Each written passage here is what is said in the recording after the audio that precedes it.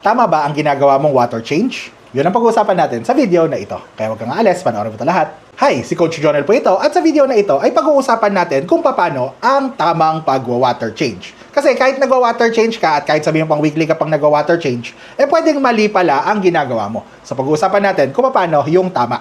Ngayon, pagdating sa tamang pag-water change, ang unang bagay na kailangan yung malaman tungkol doon ay kung para saan ba ang pag-water change. Ngayon, ang pag-water change kasi mostly ay para mabawasan yung mga chemicals na nasa aquarium na pwedeng makasama sa inyong mga isda. Kasi ang aquarium ay isang enclosed na space, di ba? Enclosed na environment yan. So, walang nakakalabas dyan at walang pumapasok dyan kung hindi natin ilalabas at hindi natin ipapasok. Ano ibig sabihin nun? So, kung napanood nyo yung video ko tungkol sa tamang pagpapakain ng mga alagang isda, so nabanggit ko doon na nagbi-build up yung mga chemicals dito. Kunyari, mga ammonia, nitrite, at nitrates. So, dapat yung ammonia at nitrite ay 0.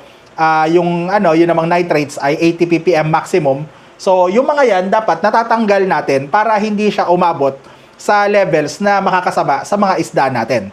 Kasi based sa mga research ko, so yung pinaka-safe na maximum level ng nitrate pagdating sa aquarium ay 80 ppm o 80 parts per million. So meron yung mga magsasabi na 50 lang, meron yung magsasabi na hanggang 40 lang dapat, meron yung magsasabi na mas mataas pa ron. Pero ako, para sa akin, gusto ko lang na umaabot lang ng 40 ppm yung nitrates ng aquarium ko para hindi naman na-stress yung mga isda ko, para hindi sila magkasakit-sakit. Kasi kung imagine nyo yung mga chemical na yan, yung ammonia, nitrite at nitrates, so mostly nitrates, okay, dapat 0 yan pag tama yung filtration mo, pag-uusapan natin sa ibang video.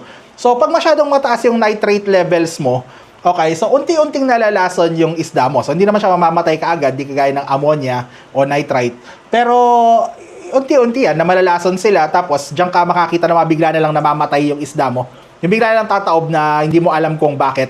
Basta namatay na lang, tapos hindi mo alam kung bakit. Pareho lang naman yung ginawa ko, nag-water change naman ako. So, yun, ang ginagawa ng water change ay binabawasan natin yung mga yun. So, kunyari, kung 80 ppm to, kunyari lang, umabot ng 80 ppm yung nitrates niya, pagka binawasan ko siya, so, hindi na siya maging 80 kasi babawasan ko siya, tapos papalitan ko ng bagong tubig. So, yung mga nitrates na ay madadilute, kumbaga mahahati, parang ganoon, mababawasan. So, yun ang reason kung bakit tayo nagwa-water change. Ngayon, ang susunod na tanong ay gaano kadalas yung dapat na pagwa-water change. Ngayon, meron ako mga kaibigan na nagwa-water change lang kung kailan nila gusto. So, meron yung umabot pa nga ng 6 months, okay pa naman yung mga isda. Meron yung mga, kadalasan nito, once a month, yun yung madalas kong naririnig sa mga groups na sinalihan ko. Meron yung mga weekly, kunyari ako dati, weekly ako, once a week, nagwa-water change ako. Meron yung mga twice a week. Ako, ngayon, ang ginagawa ko na ngayon, ay twice a week. Okay? So, twice a week, meaning nag-water change ako kadalasan Wednesday, saka Saturday. So, bakit? Bakit ganun kadalas yung pag-water change ko? So, bakit hindi once a month? Malaki naman tong tank, malaki naman yung filter. Kasi, based sa aking water testing, okay? So, nag-water test ako. So, every 4 days, 3 to 4 days, so yung nitrate levels ko ay umaabot na ng 40 ppm. Ngayon, di ba, kagaya ng sabi ko kanina, so safe naman hanggang 80, sabi dun sa research ko. Pero ayoko na kasing paabutin dun. Kasi gusto ko na yung mga isda ko, top health. Okay, gusto ko mahaba yung mga buhay nila. Kaya hanggang 40 lang yung binibigay ko sa kanila na nitrates. Pag umabot na ng 40, mag-water change ako para hindi na sila umabot ng mas mataas pa sa 40. Kasi nga, para sa akin, naniniwala ako dito na ang pag-aquarium ay more on pagbabantay sa quality ng tubig, sa water quality, kesa doon sa actual na gagawin mo sa mga isda mo. Kasi wala ka namang gagawin sa mga isda mo, pakainin mo lang sila, yun lang naman. Pag nagkasakit sila, i-treat mo. Pero kung healthy naman sila, wala ka naman talagang gagawin Di ba? Hindi mo naman sila kailangan himasin, suklay, hindi kagaya ng aso, di ba? So, pakainin mo lang sila ng kung kailan, once a day, kung ganun yung schedule mo, tapos okay na sila, di ba? Ang kailangan mo bantayan talaga, pagdating sa pag-aquarium, ay quality ng tubig.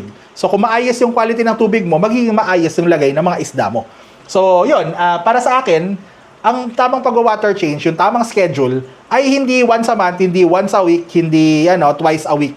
Kung hindi depende sa nitrate levels mo. So, karugtong nito ay isasama ko na itong water testing. So, gagawa ako ng video na dedicated sa water testing, okay? Pero ito, API, baka naman, okay? So, ito, nire-recommend ko na kung gusto nyo maging mabuting fish keeper, kumuha kayo ng ganito. Kasi hindi nyo malalaman yung tamang schedule nyo ng pag-water change kung hindi kayo mag-water test. Okay? Kasi ito, kwento ko lang sa inyo ha. 1 month, mahigit yata, nakalimutan ko. Basta last month, bago ko sinut tong video na to, namatayan kami ng pufferfish. So, meron akong mabu puffer dito dati. May buhangin to dati. Okay, tapos bigla na lang tumaob yung mabu. Okay, hindi ko alam, may cancer ba siya, may iba ba siyang sakit, hindi ko alam.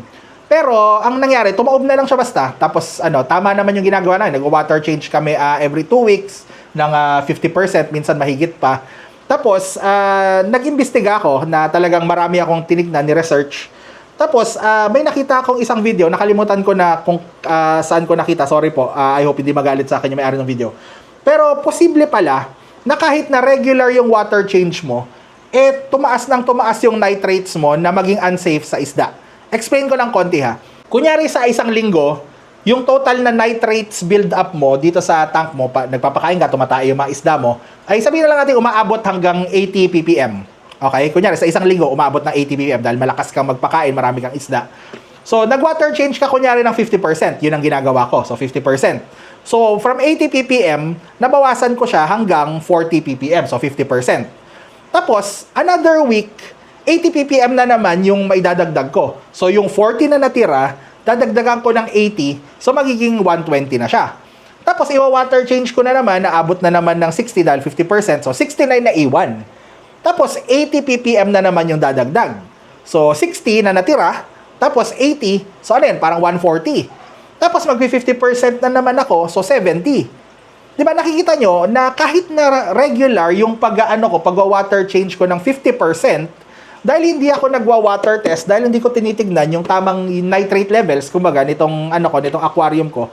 So, hindi ko alam na tumataas pala unti-unti yung nitrates ko. Tapos, until such a time na sobrang taas na niya, na talagang mamamatay na yung isda. Yung mabu puffer pa naman talagang sensitive. So, buti nga nabuhay siya ng mahigit 1 taon na ganun. So, yun, sising-sisi ako na kaya ako sabi ko, hanggang 40 ppm na lang tong mga to. Mag-water test na ako. Ngayon, kasi meron kayong makikita mga water testing kit na mura, pero kasi ito yung pinaka-reliable API, baka naman, okay? Hindi po ako sponsored ng API, okay? Pero gumamit na ako ng iba't ibang mga test strips. Tapos, hindi siya ganun kadaling basahin, hindi siya ganun ka-accurate masasabi ko, pero ito super accurate. So, kung gusto niyo maging good fish keeper at gusto niyo malaman yung tamang water change, ito. Kasi malay nyo, di ba, pag nag-water change kayo, ma-discover nyo na hindi pala tama yung schedule nyo, hindi pala tama yung binabawas nyo na tubig. So yun, para sa akin, hindi ikaw yung magdedesisyon kung kailan ka dapat mag-water change, kundi mag-water change ka pagka umabot na sa level na ganito yung mga nitrate levels mo. Okay? So yun ang tama para sa akin lang, and I'm sure na marami mag-agree na scientifically based na okay, na yun yung tamang pag-i-schedule ng pag-water change para sa mga aquarium ninyo. Ang next na bagay na kailangan natin pag-usapan tungkol sa pag-water change ay kung gaano ba kataas. So, meron yung mga nagsasabi na dapat 10% lang, meron yung mga 30% lang, meron yung magsasabi na 50% lang kasi ayaw nilang ma-water shock yung mga isda. Anything daw above 50%, kunyari mahigit kalahati, masashock daw yung mga isda. So, ito based na naman sa research ko. Please, pakitama ako kung mali ako. Okay, lagay niyo sa comments. Pero ito, kung mapapansin nyo rito, meron ako manilagay na mga ganito, itong mga puti na to. Hindi ko alam kung nakikita sa camera. Pero ito yung 100%, so dapat hanggang dito lang yung tubig ko. Nasobrahan ko nung huli. Pero dapat hanggang dito lang. Sinukat ko talaga to, 21 inches to, yung tubig ko hanggang sa bottom ng tank. Okay, ito yung 30% mark, 50% mark, 75% mark, so 75%. So yan, nilagay ko yung mga yan para alam ko kung hanggang saan yung level ng tubig na ibabawas ko, depende sa mga nitrates ko. Okay? So, na-determine ko kasi based sa water testing ko na every 4 days nga, kagaya na sabi ko kanina. So, maabot ako ng 40 ppm at gusto ko hanggang 40 ppm lang yung mga isda ko. So, twice a week, na lang ako. Nag-to 30% ako, tapos nagwa-water change din ako araw-araw, maliban na lang kung makalimutan ko. O kaya kung kaka-water change ko lang, the next day, hindi na ako nag-water test. Okay? Pero tinetest ko na siya the next day and onwards. So, mga 4 na beses ako nag-water test sa isang linggo, kung hindi 5. So, yon. Para lang sigurado na nasa 40 ppm sila. So, yung level kasi na yan, yun, depende rin sa kung gaano karaming nitrates yung gusto mong ibawas. Okay? So, kunyari, 40 ppm nga, gusto kong gawing 20 lang. So, ibabawas ko ay 50%. So, dahil naman ako, dahil every 2 weeks ako, so 30% lang yung ginagawa ko para, wag lang silang umabot sa 40 ppm. Ngayon, sinasabi nila na pag mahigit 50% daw yung bawas mo ng tubig, mawa-water shock daw yung mga isda. Totoo yun, kung mabilis ka, magdadagdag ng tubig. Yung pagbabawas ng tubig, usually hindi naman super I guess stressful kumpara sa paglalagay ng tubig. Okay? Kasi pareho pa rin naman yung water parameters eh. Kung may stress man yung mga isda, yun ay dahil liliit yung mga paglalangoyan nila. Okay? Pero in terms of water shock, walang water shock sa pagbabawas ng tubig. Okay, so bawasan mo lang yung tubig. Minsan nagsa-75% ako, okay? Pag emergency, kunyari, pag time na hindi ako nakapag-water change agad. Tapos, okay, minsan nag-enjoy ako na nag-overfeed ako minsan. Tapos nakikita ko na super taas. So, minsan nagsa-75% ako. Ayan, hanggang dito. So, mababa lang, di ba? Makikita nyo. So, ang talaga nakaka-water shock ay yung pagdadagdag ng tubig. Yung pagbabalik ng tubig, okay? So, ang gawin ninyo, ang rekomendasyon ko pagdating sa pagbabalik ng tubig, ay bagalan nyo lang as low as possible. Syempre tayo gusto nating bilisan kasi marami din tayo ibang ginagawa. Alam nga naman panoorin mo lang gawa puno yung tubig. Lalo kung ganito na malaki yung tank. Pero kasi mas mabagal, mas mabibigyan mo yung mga isda mo ng time na mag-adjust. Okay, unti-unti yung change ng tubig, hindi sila masyadong masyashock. Pero pag kunyari minsanan mo binagsak yung kunyari nag 50% ka or 75, minsanan mo binagsak yung ganong karaming tubig. Syempre masyashock talaga sila, di ba? Pero kung babagalan mo lang yung pagdagdag mo ng tubig, yun, magiging okay lang sa kanila dahil mag-a-adjust sila doon unti-unti. So, para maiwasan yung water shock, bagalan nyo lang yung pagdagdag ng tubig. Yung pagbabawas ng tubig, pwede nyo naman bilisan, basta make sure lang na meron pa silang swimming area, alam nyo yun. So, syempre, stressful naman sa isda ang kahit anong changes, okay? Ang next na kailangan natin pag-usapan tungkol sa pag-water change ay kung yung mga kailangan nyong gamitin pagdating sa pag-water change. So, ang pinaka-simple na gamit na kailangan nyo sa pag-water change ay isang tubo, okay? Yung ganito, okay? Siphon, okay? So, meron yung mga may ganito, yung mga papasok mo sa tubig, tapos ito yung panghigop, okay, tapos tuloy-tuloy na siya nun. Meron yung iba na talagang tubo lang, na talagang sinisip-sip nila. So, may mga nagsasabi sa akin na pag hindi mo pa natikman yung tubig ng aquarium mo, hindi ka tunay na fish keeper. So, fortunately, hindi ko pa natitikman. Ay, natikman ko na pala. Natikman ko na pala, pero hindi dahil sa pag-water change, okay? Kasi gumagamit ako ng ganito, ayokong higupin. Kasi nga, sigurado ako malansa to. So yun. So marami namang iba't ibang pwedeng gamitin pagdating sa pag-change ng tubig. Actually, pwede kang magtabo at timba kung gusto mo. Yun lang kasi, ang problema sa ganun, syempre, mabubulabog yung isa, may papasok ka na bagay. So may makikita silang papasok na bagay, so mabubulabog sila. So mas ideal yung mga siphon. Meron din naman yung mga ganito na na simple na merong machine, tapos ayun. Tapos tandaan mo lang na hindi naman kailangan talagang linisin yung sahig. Kung ayaw mo, I mean, kunyari ganitong bare bottom na walang kahit ano sa ilalim. So, sinasabay ko na yung cleaning ng bottom. Saka, yung setup ng tank ko kasi, may wave maker doon, and ako nakita yung green na yon. Tapos, dito yung bagsak ng tubig, pababa dito sa dulo. So, nangyayari, umiikot yung tubig dito sa taas, pa ganon. Tapos, iikot siya dito, pababa, pabalik doon. So, kung ano man yung mga dumi at tae na naiipon dito sa baba, naboblow na siya, papunta doon sa pump. Tapos napupunta sa filter. So, doon ko na lang sila nililinisan, yung mga na-accumulate doon. Okay? Pero, yun nga, hindi naman kailangan linisin talaga yung sa baba. Kung, kunyari, may substrate ka, mahirap yun. Pag sinabing substrate, yung mga lupa, yung mga buhangin, yung mga bato-bato.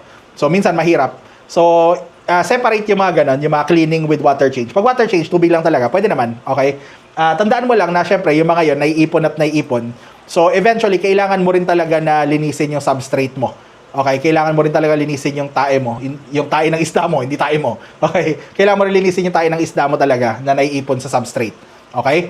Pero for the most part, ang water change ay, water change only. So, merong water change only, merong cleaning plus water change. Okay? So, water change ang pinag-uusapan natin dito. So, yun. Ako, meron akong, kung mapapansin nyo yan, yung ginawa ko, meron akong MacGyver dyan na switch. So, yung pump ko na mismo, yung naglalabas ng tubig, kasi hindi ko naman talaga nalilinisan to. So, kinakabit ko na lang ito, tapos ito, yung dulo nito, nilalagay ko sa bintana. Tapos, i-on ko na lang yon. So, pwede kayong gumawa ng iba-ibang paraan. Mahalaga lang naman is less na stress sa inyong isda. Another thing na gusto kong sa inyo pagdating sa mga kailangan nyo sa pag-water change ay itong ganito, ito, okay? Baka lang naman porpoise. Water conditioner. Okay? Hindi ako sponsored nito. Okay? Ang water conditioner, ang ginagawa niyan ay kasi yung mga kunyari, yung tubig namin galing sa gripo or sa faucet. Yun, so centralized. Yung mga ganyan, yung mga water mga water district natin, mga water company. Most sa kanila naglalagay ng kung ano-ano sa tubig para malinis yung tubig. Kunyari chlorine, yun yung pinaka-common. So, yung chlorine kasi pwedeng makalason sa isda natin eh. So, kailangan ng water conditioner para makontra yung mga chlorine na yun, para hindi malason yung mga isda natin. So, minsan makikita nyo na merong hindi gumagamit ng water conditioner.